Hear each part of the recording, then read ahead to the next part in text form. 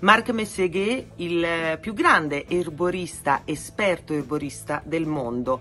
Parliamo di alimentazione al tempo del coronavirus, perché tu hai portato avanti e continui a portare avanti questa battaglia contro il sale, contro l'eccesso di sale. Fa 40 anni che combatte il sale e non è da ieri mattina, non è un problema di moda. Deve pensare anche il troppo sale. Io sono francese, prendiamo l'esempio della Francia. Il troppo sale in Francia rappresenta 75.000 incidenti cardiovascolari all'anno, dovuti direttamente al troppo sale. C'en è molto di più, incidenti cardiovascolari. 25.000 morti all'anno dovuti al troppo sale. Il Covid, è come il Covid. Qual è la quantità giusta di sale che dovremmo assumere ogni giorno?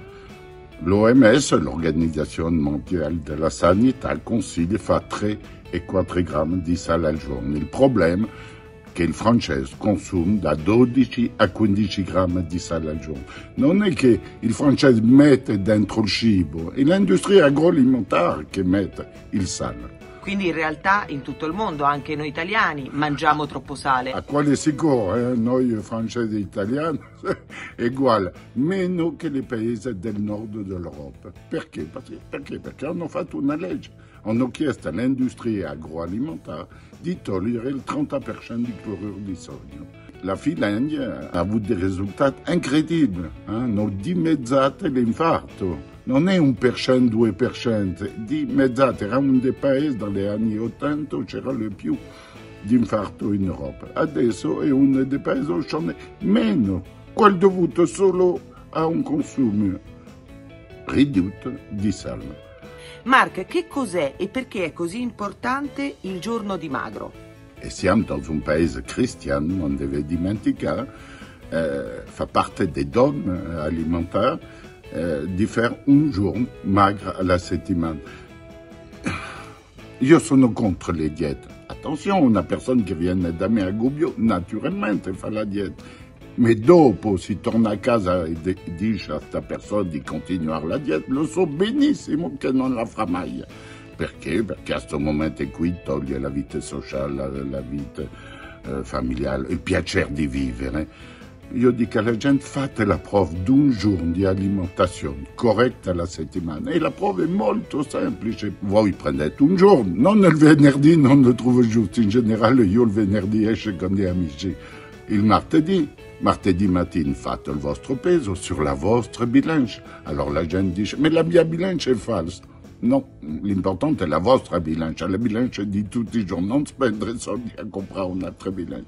Fate una giornata di alimentazione corretta, che vuol dire una prima colazione, pane, asimo, miele o marmellate o caffè, un piccolo bicchiere di limone, metà mattinata una frutta, non prendere la frutta la più zuccherata al mondo, una mele, a pranzo un bel pesce con la verdura, metà pomeriggio un'altra frutta, 100 grammi la frutta, e la sera, se possibile, un bel pesce con la verdura.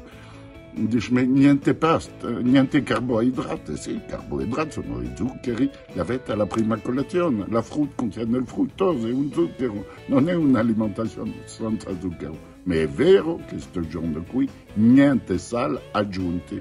Non vi fate problemi, tutti gli alimenti contengono del sale all'età naturale. E vi chiedo di comprare prodotti freschi, prodotti italiani, non andare a cercare i prodotti che vengono di Argentina. Sicuramente sono buonissimi, ma fate funzionare l'economia italiana, per favore.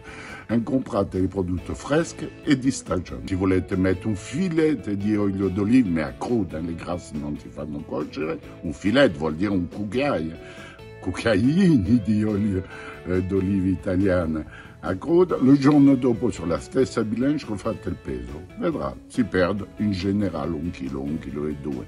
Il chilo e 2 è falsa, sono 75% liquidi. La settimana del stesso giorno si rifà il peso sulla stessa bilancia, stesso orario. Andiamo a vedere che fine ha fatto il chilo perso durante la giornata magra. 3 probabilità, ho ripreso tutto il peso meno 100 grammi, ho ripreso tutto il peso più 100 grammi. Ho ripreso tutto il peso, Allora la gente dice, ma allora non serve a niente. Ho perso uno, ho messo uno, il peso è sempre uguale. E lo vedo anche io. E beh, quella è l'unica cosa che noi umani non sappiamo fare, stabilizzare un peso. Seconda probabilità ho preso tutto il peso meno 100 grammi, per 52, sono 52 settimane all'anno, fa 5,2 kg alla fine dell'anno, ho preso tutto il peso più 100 grammi, ma Seghe ha raccontato una barzelletta. È possibile, a voi di vedere. Fatemi sapere, scrivetemi com'è andato questo giorno di magro, come sta andando, se con voi funziona. Noi lo faremo sapere ovviamente anche a Mark.